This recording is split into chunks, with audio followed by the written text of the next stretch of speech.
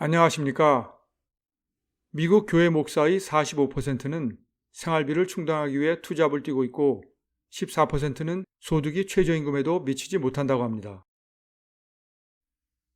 이번 영상에서는 미국의 한 목사가 미국 노동통계국, 라이프웨이 리서치, 가이드스톤 등을 포함하는 12개 기관과 단체들의 자료를 종합하여 발표한 미국 목회자들의 급여를 정리했습니다. 순서는 첫째, 급여와 급여 결정 요인. 둘째, 급여가 인상되는 이유입니다. 첫째, 급여와 급여 결정 요인. 급여. 미국 노동통계국에 따르면 목사 평균 연봉은 2025년 기준 58,920불입니다. 그런데 일부 교회는 목회자의 전체 보수를 집계하는 반면 다른 교회는 현금으로 받는 급여만 집계합니다. 어떤 경우에는 의료보험 혜택이 포함되고 어떤 경우에는 주택수당이 포함됩니다. 따라서 이러한 항목들을 표준화하지 않았기 때문에 미국 노동통계국의 자료는 정확하지 않을 수 있습니다. 앞에서 언급한 다수의 기관과 단체의 자료를 검토하여 기타 복리후생을 포함하면 평균 연봉은 75,000불입니다. 급여 결정 요인. 목사의 급여는 크게 4가지 주요 요인에 따라 결정됩니다. 첫째, 교회의 규모. 둘째, 교회의 위치. 셋째, 소속 교단. 넷째, 추가적인 복리후생입니다. 교회의 규모. 4가지 요인 중에서 가장 중요합니다. 교인 수가 150명 미만인 교회는 담임 목사의 평균 연봉이 약 5만 불이며 범위는 3만 5천 불에서 6만 7천 불입니다. 150명에서 300명 사이의 교회는 평균 7만 9천 불, 범위는 7만 5천 불에서 8만 3천 불입니다. 300명에서 500명 사이의 교회는 평균 9만 6천 불, 500명에서 1000명 사이의 교회는 평균 12만 불, 1000명 이상의 대형 교회는 평균 16만 2천 불인데 최고 40만 불을 지급하는 경우도 있습니다. 즉, 대형 교회의 담임 목사가 소규모 교회의 담임 목사보다 평균적으로 약 3배 더 많은 연봉을 받습니다.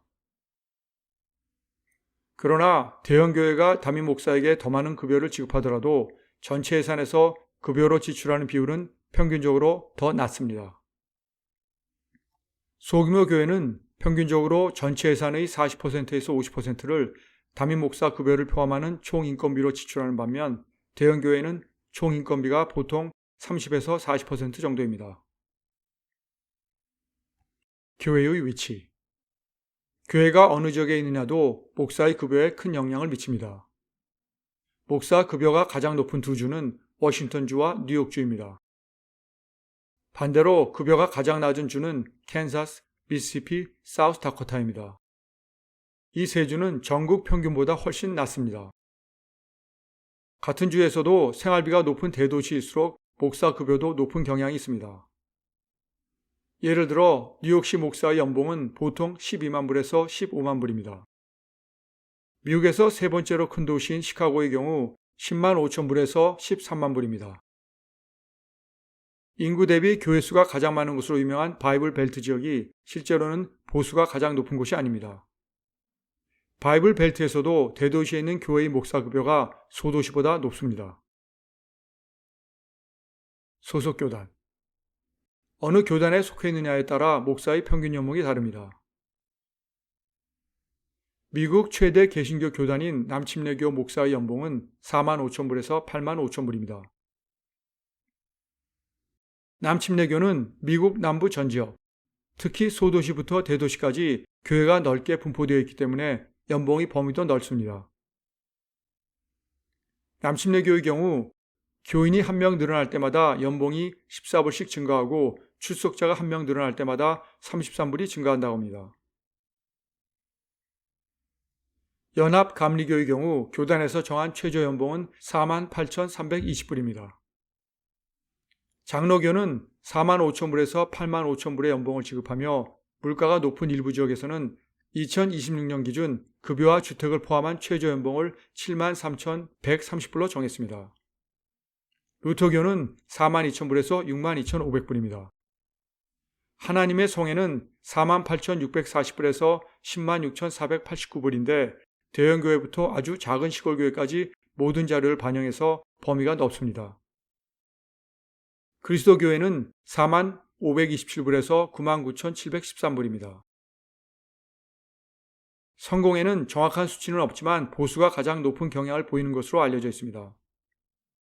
성공회는 가장 부유한 교단 중 하나이며 목회자들의 교육 수준이 모든 교단 중에서 가장 높기 때문인 것으로 보입니다. 비종파 교회들은 45,000불에서 11만 불로 범위가 매우 넓은데 이는 비종파 교회들은 중앙관리기구가 없기 때문입니다. 카톨릭 사제들의 연봉은 36,416불에서 42,212불로 가장 적지만 이는 현금으로 지급되는 금액일 뿐 모든 카톨릭 사제에게는 주택수당이 지급되고 식사, 차량, 의료 등 기본적인 생활에 필요한 거의 모든 것을 교회에서 제공받기 때문에 실제로는 적은 것이 아닙니다. 추가적인 복리후생.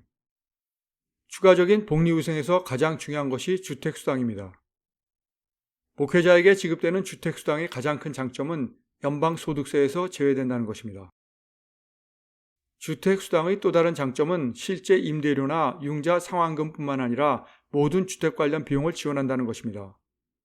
예를 들면 공과금, 주택수리비, 주택보험료, 가구 및 가전제품 구입비 등이 모두 포함됩니다. 이러한 모든 것이 사실상 비과세입니다. 특히 목회자는 주택수당과 융자금 이자 공제를 동시에 받을 수 있습니다. 전체 목회자 약 70%가 이러한 혜택을 받고 있으며 이는 목회자 급여에서 잘 드러나지 않는 중요한 요소입니다.